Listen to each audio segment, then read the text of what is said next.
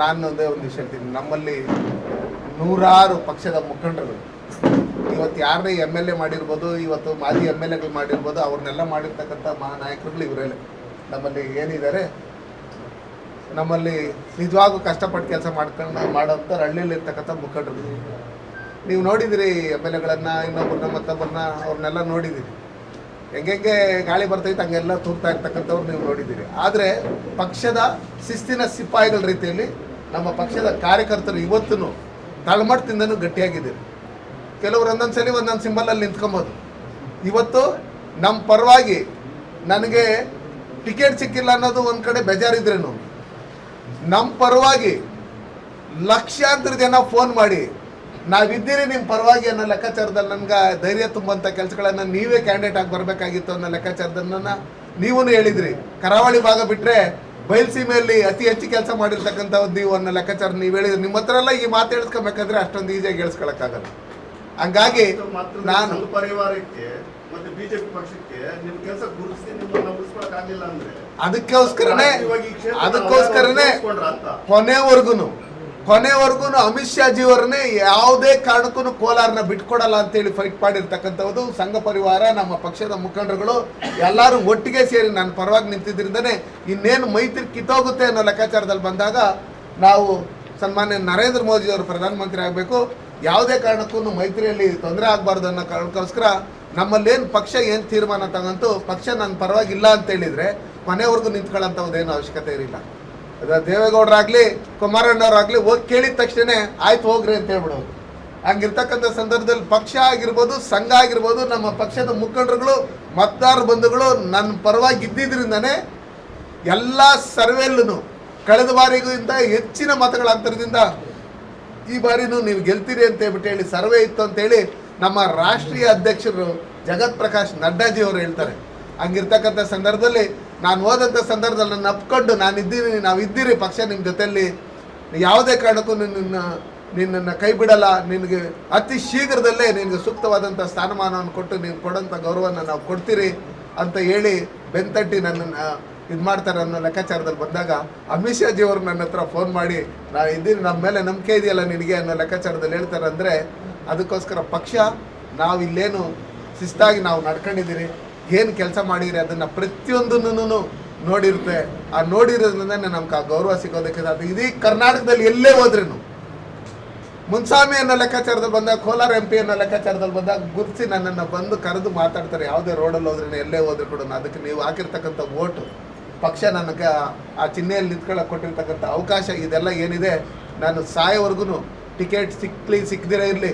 ಎಲ್ಲರೂ ಹೇಳ್ತಾರೆ ಏನು ನಗ್ನಗ್ತಾ ಮಾತಾಡ್ತಾ ಇದ್ದಾರೆ, ಹಂಗೆ ನನ್ನನ್ನು ನಡ್ಕೊಂಡಿರಲ್ಲ. ಪಕ್ಷ ನನ್ನನ್ನು ಕಾರ್ಪೊರೇಟರ್ ಆಗಿದ್ದನ್ನು MP ಮಾಡಿದೆ, ಅರ್ಥ ಆಯ್ತಾರೆ. ನಾನು ಹಂಗಿರ್ತಕ್ಕಂಥ ಸಂದರ್ಭದಲ್ಲಿ ಪಕ್ಷ ನನಗೆ ಏನೇನು ಸ್ಥಾನಮಾನ ಕೊಡಬೇಕು ಅದನ್ನು ನಾನು ಏನು ನನ್ನ ಇದಿತ್ತೋ ಅದಕ್ಕಿಂತ ಹೆಚ್ಚಿನ ರೀತಿಯಲ್ಲಿ ಅದು ಕೊಟ್ಟಿರೋದ್ರಿಂದ ಇನ್ನೂ ಹೆಚ್ಚಿನ ರೀತಿಯಲ್ಲಿ ಕೊಡುತ್ತೆ ನನ್ನ ನಂಬಿಕೆ ನಮಗೂ ಇದೆ, ನಮ್ಮ ಪಕ್ಷದ ಮುಖಂಡರು ಎಲ್ಲರಿಗೂ ಇದೆ.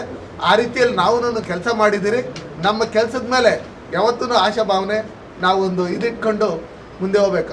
ಆ ರೀತಿಯಲ್ಲಿ ನಮ್ಮಲ್ಲಿ ಯಾವುದೇ ಕಾರಣಕ್ಕೂ ಪಕ್ಷ ಸ್ವತಂತ್ರ ಬಂದಾಗಿಂದನು ಭಾರತೀಯ ಜನತಾ ಪಾರ್ಟಿ ಅಂದರೆ MLAಗಳು ಇರಲಿ ಇಲ್ಲದೇ ಇರಲಿ, ಕೋಲಾರ ಲೋಕಸಭಾ ಕ್ಷೇತ್ರದಲ್ಲಿ ದೇಶ ಅಂತ ಬಂದಾಗ ಅಡ್ವಾಣಿಜಿ, ವಾಜಪೇಯಿಜಿ, ನರೇಂದ್ರ ಮೋದಿ ಅಂತ ಹೇಳಿ ಓಟ್ ಹಾಕೊಂಬಂದಾರೆ. ದೇಶ ಅನ್ನೋ ಲೆಕ್ಕಾಚಾರದಲ್ಲಿ ಓಟ್ ಹಾಕೊಂಬಂದಿರೋದ್ರಿಂದನೇ ಅವರಲ್ಲಿ 7 ಜನ, 10 ಜನ, 11 ಜನ, 6 ಜನ, 5 ಜನ MLAಗಳಿದ್ರೂ ಭಾರತೀಯ ಜನತಾ ಪಾರ್ಟಿ ಅಭ್ಯರ್ಥಿಗಳಿಗೆ ಹೆಚ್ಚಿನ ಓಟ್ಗಳು ಹಾಕಿರ್ತಕ್ಕಂಥದ್ದು.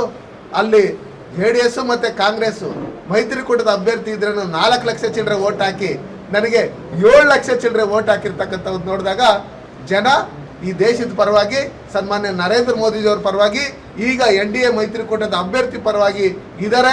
ಆ ನಿಟ್ಟಿನಲ್ಲಿ ನಾನೇ ಅಭ್ಯರ್ಥಿ, ಮೋದಿಜಿಯವರೇ ಅಭ್ಯರ್ಥಿ ಅನ್ನೋ ಲೆಕ್ಕಾಚಾರದಲ್ಲಿ ಕೆಲಸ ಮಾಡಿ ಅವ್ರನ್ನ ಗೆಲ್ಸ್ಕೊಡಂತ ಕೆಲಸ ಮಾಡಿ. NDA ಅಭ್ಯರ್ಥಿ ಯಾರು ಸರ್ ನಿಮ್ಮ ಪ್ರಕಾರ? ಈಗ ಹಾಲಿ ಸಂಸದರು ನೀವು, ನಿಮ್ಮ ಸ್ಥಾನ ತುಂಬುವಂಥ ವ್ಯಕ್ತಿ ಯಾರು, ಅರ್ಹ ವ್ಯಕ್ತಿ ಯಾರಿದ್ದಾರೆ ಸರ್?